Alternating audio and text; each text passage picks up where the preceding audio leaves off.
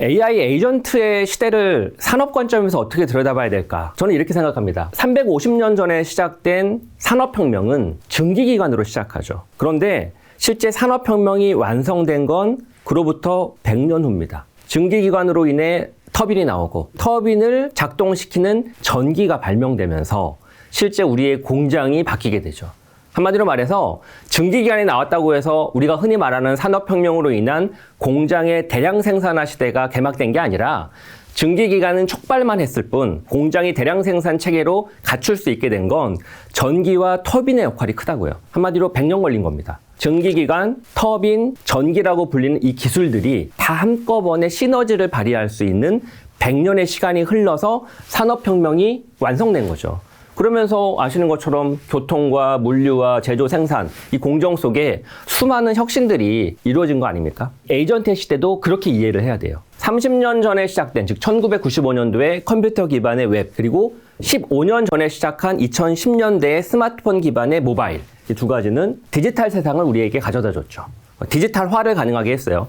30년입니다. 아까 산업혁명이 100년이 걸렸다고 그랬죠. 지금 현대사회는 워낙 빠르니까 50년 정도 걸릴 것 같아요. 그 얘기는 나머지 20년은 AI로 인해서 완성된다는 거죠. 즉 컴퓨터 웹은 증기기관, 스마트폰 모바일은 터빈, 모터, 그리고 전기. 그 전기가 바로 AI라는 거죠. AI가 비로소 인터넷과 컴퓨터, 스마트폰과 같은 디지털 기기, 그리고 플랫폼 비즈니스와 만났을 때 본격적으로 AI 에이전트의 시대가 개막된다는 거죠. 그걸 가리켜서 샘 알트만은 더 인텔리전스의 시대다 이렇게 표현을 했습니다. 지능화의 시대라는 건데 저도 동의를 해요. 디지털 혁명의 완성이라는 거죠. 결론적으로 말하면 100년이 걸린 것처럼 우리 흔히 말하는 4차 산업혁명도 스마트폰과 컴퓨터로 인해서 촉발된 것이고 완성은 사실 AI로 인해서 본격화된다는 겁니다. 그런 측면에서 4차 산업혁명은 한 단계 진화할 수 있는 모멘텀이 마련됐다. 무엇 덕분에? AI 덕분에. 그러면 그 AI는 4차 산업혁명을 어떻게 완성시킬 것인가? 이렇게 이해를 해야 됩니다. AI는 모든 것에 스며들고 있다. 하드웨어에도 소프트웨어에도. 실제 그렇죠. 생성형 AI는 포토샵의 파이어플라이라고 하는 기능으로 스며들었고 마이크로소프트의 윈도우와 MS 팀즈와 오피스 365의 코파일럿이라는 이름으로 생성형 AI가 스며들었죠. 소프트웨어에 AI가 스며들게 되면 소프트웨어를 우리가 일일이 작동하지 않아도 됩니다.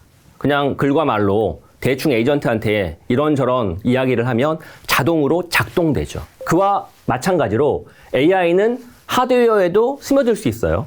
실제로 우리 컴퓨터나 스마트폰에 AI가 스며들게 되면 컴퓨터, 스마트폰은 어떻게 작동하죠? 손가락으로 작동하죠. 키보드를 타이핑하거나 마우스를 클릭하거나 화면을 터치하면서 문지르잖아요. 그런데 AI 에이전트가 탑재된 스마트폰이나 컴퓨터는 말로 합니다. 대충 이야기하면 지가 알아서 브라우저도 띄우고 데이터에 접근도 하고 소프트웨어 실행하고 대신 컴퓨터를 조작해주죠. 그래서 AI 에이전트입니다. 대리인. 내 대신에 컴퓨터와 스마트폰을 조작해주는 거죠. 바로 그렇게 AI는 많은 소프트웨어와 많은 하드웨어와 많은 영역과 공간에 스며들 겁니다. 그렇게 스며들기 시작하면 산업은 바뀌게 되고요. 기기도, 하드웨어도 바뀌게 되고 소프트웨어 작동 방식도 바뀌게 되고 당연히 그러면 공장, 그리고 수많은 사무실, 일터에서 우리 가정에서 우리의 일하는 방식 또 생활을 하는 방식은 크게 바뀌겠죠. 그래서 AI 에이전트는 4차 산업혁명, 더 나아가서 디지털 혁명의 완성을 가져다주는 중요한 인터페이스라는 겁니다. 모든 것에 스며들 수 있거든요. 그 중에서 제가 제일 주목하는 것 중에 하나가 바로 이 기계예요, 기계.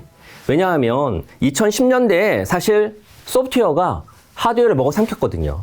스마트폰에 있는 수많은 앱들이 내비게이션도 없애고 mp3 플레이어도 없애고 PMP도 없애고 계산기도 없애고 더 나가서는 수첩도 없애고 캘린더도 없애고 다이어리도 없애고 다 없앴잖아요. 카메라도 없앴거든요. 그래서 소프트웨어가 모든 것을 먹어삼킨다라는 이야기를 썼거든요. 그런데 AI의 시대는 AI가 먹어삼킨다라는 표현보다 사실은 스며드는 겁니다. 소프트웨어에 스며들고 하드웨어에 스며들고 그러면 제조업의 부활을 꾀할 수 있죠. 우리가 사용했던 디바이스를 제가 시간순으로 나열한 거예요. 자, 1990년대에 컴퓨터가 있었죠. 386, 486, 플로피 디스켓부터 시작해서 수많은 장비들이 있었습니다. 한 축으로는 내비게이션과 앞서 설명드렸던 mp3 플레이어, PMP, 그리고 기존에 있었던 휴대폰이 있었죠. 카메라도 있었고요. 스마트폰에 초기 단계인 블랙베리가 있었죠. 다양한 디바이스가 존재하던 시기입니다. 1990년대부터 2010년 이전까지. 그런데 이 스마트폰이 나오면서 시장이 바뀌게 되죠. 앞서 설명드린 것처럼 소프트웨어가 모든 것을 먹어삼키게 됩니다. 스마트폰에 있는 앱이 이 하드웨어를 다 없애버린 거예요. 그리고 추가로 새로운 하드웨어가 등장하고 있죠. MR 디바이스, 드론, 더 나아가서는 전기 자동차, 그리고 앞으로 나올 수많은 휴머노이드 로봇, 다양한 디바이스가 존재하죠. 근데 문제는 이런 디바이스는 작동 방법이 쉽지가 않아요. 자동차 그냥 운전할 수 있나요? TV처럼? 컴퓨터처럼? 자격증이 있어야 돼요. 운전면허증이 있어야 되고. 드론도요. 드론 그냥 날리는 거 말고 제대로 날리려고 하면 드론 수강을 해야 됩니다. 휴머노이드 로봇? 작동하는 거 상당히 어려워요. 보급은 안 됐지만. 정리를 하면 이들 디바이스는 뭐가 필요하냐?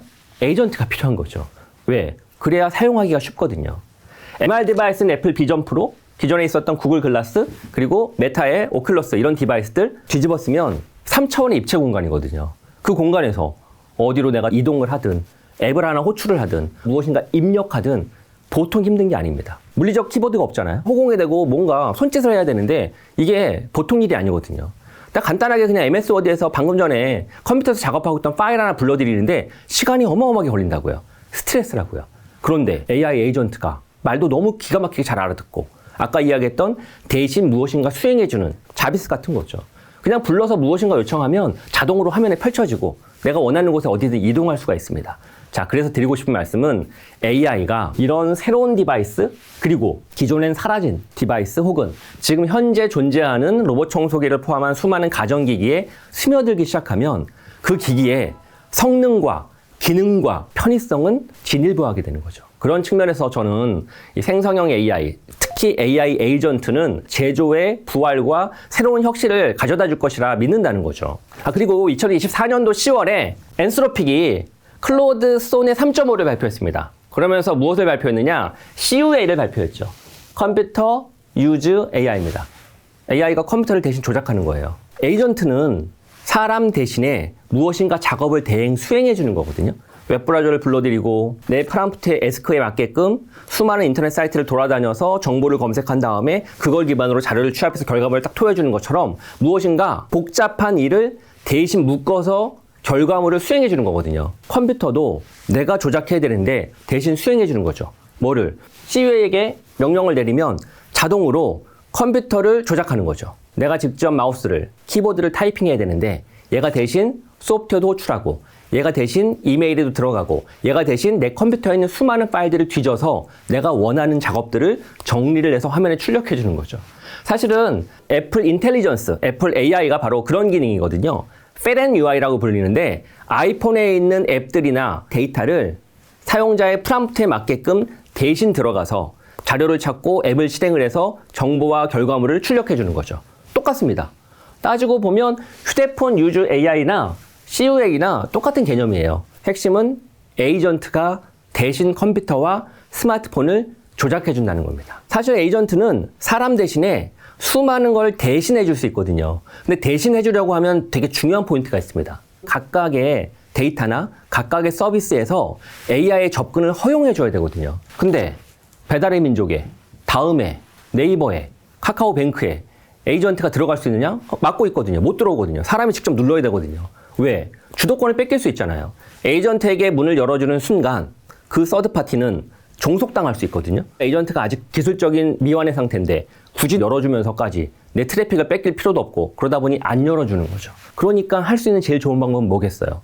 아예 컴퓨터와 스마트폰을, 더 나아가서는 OS를, 더 나아가서는 브라우저를, 더 나아가서는 소프트웨어를 대신 조작해 주는 겁니다. 컴퓨터의 컨트롤권을 AI에게 개인이 주면 엔스로픽 할 수 있는 거거든요. 좀 더 나가면 마이크로소프트의 윈도우, 엣지 브라우저, 구글의 크롬 브라우저, 구글의 안드로이드, 애플의 iOS 이런 쪽은 운영체제 업체잖아요. 그리고 디바이스에 접근권이 있고 그러면 직접 컨트롤할 수 있게 해줄 수 있죠. 사용자의 허락만 받으면. 그러면 서드파티는, 서비스 사업자는 웹 홈페이지는 몰라요. 이게 사람이 온 건지 AI가 오른 건지 상관이 없거든요. 왜? 컴퓨터를 대신 조작해서 연결한 거기 때문에 IP로만 측정하거든요. 그거 알 수가 없죠. 사람인지 AI인지는.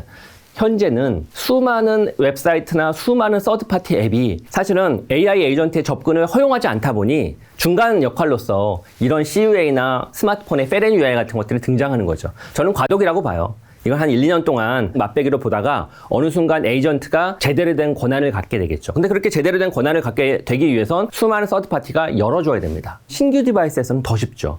예를 들면 메타의 오리온이라고 불리는 프로젝트거든요. 아직 나온 제품은 아니지만 일종의 AR 디바이스입니다. 경량화된 안경을 끼고 세상을 보는 거죠. 세상을 보면 내가 바라보는 이 세상의 공간과 수많은 오브젝트들을 인식을 해서 누가? LMM이.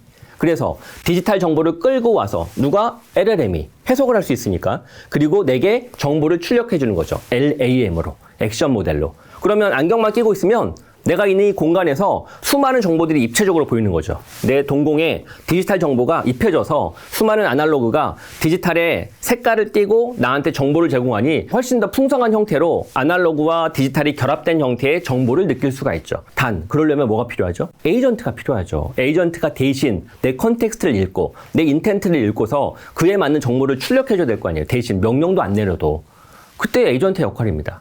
근데 뉴 디바이스는 에이전트가 들어가기 참 쉽죠. 왜? 디바이스 제조업체가 이 플랫폼 기업이 직접 에이전트를 심어서 이 디바이스에 나오는 수많은 형태의 정보를 자동으로 에이전트한테 주입시켜서 정보를 출력해주면 되거든요. 그러다 보니 AI 전용 디바이스, 이런 MR 디바이스나 웨어러블 디바이스에서 에이전트가 금상첨화라는 거죠. 신의 한 수죠. 사실 따지고 보면. 물론 에이전트가 앞서 설명드린 것처럼 CUA로 대신 조작해줄 수 있으나 그건 한계가 명확하다는 겁니다. 사실 완벽한 건 이렇게 새로운 디바이스에서 에이전트가 흡수됨으로 인해서 새로운 세상이 펼쳐질 수 있죠. 그러면 앞서 이야기했던 검색 시장, 쇼핑과 우리가 누리는 수많은 인터넷 서비스의 사용 전개 방식이 완전히 바뀌겠죠. 물론 경쟁 구도도 달라질 것이고요. 그런 측면에서 이 시장을 제대로 읽을 수 있어야 우리 기업은 지금 이 시점에 어떤 전략과 어떤 대응이 필요할까, 이런 것들에 대한 전략 방향이 수립될 수 있는 겁니다.